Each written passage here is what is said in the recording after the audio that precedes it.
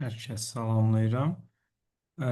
Bu videoda qısa olaraq sizə chess.com tətbiqi və saytı vasitəsilə məsələ həllini necə effektiv şəkildə eee, işləmək barədə qısa məlumat, tövsiyə vermək istəyirəm. Eee, Chess.com bildiyimiz kimi LCS-dən fərqli olaraq eee, iki formada təqdim olunur bizə. Eee, İstifadəçilər Chess.com-dan pulsuz ödəniş etmədən də istifadə edə bilərlər və ya ödəniş e, şəklində ödəniş edərək aylıq abunə və ya illik abunə formasında saytın, proqramın bütün xidmətlərindən tam olaraq və ya müəyyən limitlərlə ödənişlərdən asılı olaraq istifadə edə bilirlər. Bu videoda mən məsləhət görərdim ki, əsas tövsiyəm bundan ibarətdir ki, ödəniş etmədən belə Chess.com-dan səmərəli şəkildə istifadə etmək olar. Əksinə, burada müəyyən bir limitin olması bizim üçün bir vasitə ola bilər. Bir şeyin hədsiz çox olması və ya limitsiz olması da ondan onun dəyərinin düşməsinə və ya sui-istifadəsinə gətirib çıxara bilər. Əksinə biz bir şeyin limitli olduğunu anladığımızda isə bundan daha məqsədli, daha səmərəli şəkildə istifadə edə bilərik. Adi versiyada sırf bu gün məsələ həllinə köklənəcəyik. Adi versiyada, yəni ödəniş etmədən məsələlərdən necə yararlanmaq olar? Dərhal keçək. Bizim başlamaq üçün məsləhət görəcəyim məsələ ola bilər daily puzzle, günlük məsələ. 2007-ci ilin may ayının 7 və ya 8-dən başlayaraq hər gün Chess.com-da gündəlik bir məsələ paylaşılır, təqdim olunur və bu məsələlərin əsas xüsusiyyəti odur ki, burada bir risk olmur. Bu məsələləri edərkən səhv etdiyimizə görə bizdən hər hansısa bir cərimə balı, cərimə xalı, reytinqi çıxılmır və bu baxımdan biz onu sərbəst şəkildə işləyə bilərik. Məsələn, gəlin baxaq, mən heç açıq çox düşünmədən gediş edəcəm, səhv olma ehtimalı ola bilər. Top J7, Y2 şah, yəqin ki, şah Y1, F2, şah Y2 gələcək, F3 şaha. F2 vursaq, yəni piyada vəzirə çıxacaq, F1-ə gəlirik və F2 vuraraq həll edirik. Yəni siz daxil olaraq bu şəkildə günlük məsələ həllindən başlaya bilərsiniz. Ondan sonra məsləhət görərdim ki, daily puzzle işlədikdən sonra dərhal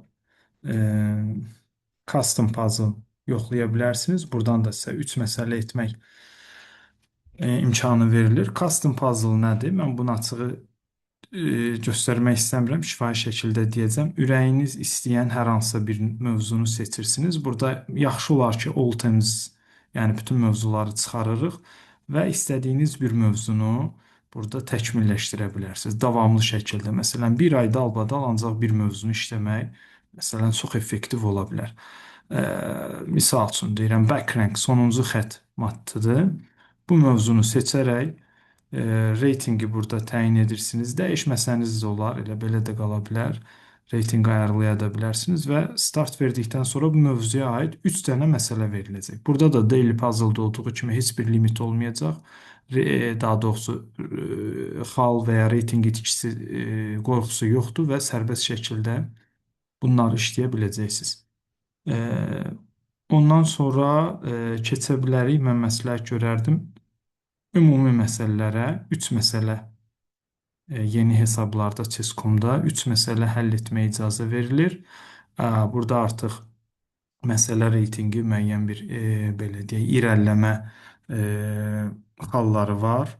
Burada sağ tərəfdə görsənir. Solve puzzle verdikdə sizə məsələ təqdim olunur. 3 məsələ həll edə bilərsiniz. Gəlin bunu birlikdə həll etməyə çalışaq. Vəzir Y1 vurmaq istəyir. Dərhal rəqibin təhlükəsinə baxırıq ilk öncə. Deməli, bizə lazım olacaq templə hücum etmək. Yəqin ki, F şah gedişinə baxmaq olar. Mən açığı yenə çox düşünmək istəmirəm. Səhv olsa belə, məsələni desəm, Yev, Şaharşiyeti, burada yəqin ki, gözümə bax bu gediş sataşır. Top Y3, top H3 keçirmək e, məntiqli görsənir. Əlavə bir qüvvə hücuma qoşulur. Gəlin burada gedişi top Y3, vəzir Y1, top Y1. Və gördüyünüz kimi məsələni həll etdikdən sonra e, müəyyən bir bal verilir. Reytinq artır. Burada aşağıda görürsünüz bu reytinqini. Bu da bizim üçün əlavə bir stimul ola bilər ki, çalışarıq reytinqimiz düşməsin. Bir şey qeyd edim ki, səhv etsəniz reytinqiniz çox düşəcək. Ona görə maksimum dərəcədə diqqətli olmaq lazımdır. Bunu işlədikdən sonra isə biz keçə bilərik puzzle rush bölməsinə. Puzzle rush bölməsində mən məsləhət görərdim sizə vaxtınıza uyğun olaraq. Əgər vaxtınız varsa survival, yəni sağ qalma modunda məşq edəsiniz. Burada şərti odur ki, vaxt limiti olmadan məsələlər sadədən mürəkkəbə doğru gedir. Bunları işləyirsiniz və həll etdikcə məsələlər çətinləşir. Və 2 dəfə səhv etmə şansınız var. Üçüncü səhvdə isə bu artıq dayanır. Bir növ özümüzə qarşı, belə deyək, öz yeni rekordumuzu qırana qədər burada məqsəd qoya bilərik. Misal üçün 2 dəfə survival, sağ qalma edib 30 nəticəsini göstərirsiniz. Növbəti gün isə artıq həmin nəticəni yaxşılaşdırmaq üçün çalışırsınız. Sağ qalmanın üstünlüyü odur ki, bunu siz yarımçıq saxlaya da bilərsiniz, sonra yenidən qayıda bilərsiniz. Yox, əgər vaxt limitiniz varsa və ya bundan sonraki məsləhət görəcəyim puzzle battle-a hazırlaşmaq istəyirsinizsə, 3 dəqiqəlik versiyasını edə bilərsiniz. 3 dəqiqə özünüzə qarşı məşq etdikdən sonra şərtlər yenə eynidir, sadəcə vaxt limiti var. 3 dəqiqədə tamamlanacaq puzzle. Ondan sonra isə puzzle battle bölməsinə girirsiniz. Bunun maraqlı tərəfi nədir? Canlı oyunçulara qarşı chess.com-da müxtəlif belə deyək, dünyanın müxtəlif yerindən oyunçular var. Yüzlərlə, minlərlə oyunçu bu məsələ yarışmasında iştirak edir və burada da girib özünüzü yoxlaya bilərsiniz. 3 dəqiqə vaxt veriləcək. Puzzle Rush-dakı kimidir səhvlər, şərtlər. Üçüncü səhvdə dayanırsınız. Rəqibiniz sizdən çox xal yığsa, siz uduzacaqsınız. Və ya üçüncü səhv etsəniz, dayanacaqsınız, rəqibi gözləyəcəksiniz. Yəni, bir sözlə, rəqib sizi keçərsə xalda sizi udacaq. Bu şəkildə çalışmaqla siz chess.com-da, yəni gündəlik bura daxil olaraq onlarla məsələ həll etmiş ola bilərsiniz. Bu məsələləri gündəlik davam etsəniz, təbii ki, bu qısa müddətdə elə bir gözə çarpan nəticə verməz, amma uzun müddət davamlı şəkildə bu cür çalışsanız, bu bir neçə ayda, yəqin böyük ehtimal ki, yaxın 1-2 ay ərzində artıq özünü açıq şəkildə büruzə verəcək bir sizdə fərq yaradacaq. Amma bunun əsas şərti gündəlik olmalıdır. Yəni mütləq unutmuruq ki, şahmat digər fəaliyyət sahələrində olduğu kimi davamlı məşqlər tələb edir. Fasiləsiz məşqlər, ardıcıl məşqlər, sistematik məşqlər bizim yaddaşımızın güclənməsinə, qısa belə deyək, yaddaşın daha uzun müddətli yaddaşa çevrilməsinə səbəb olur.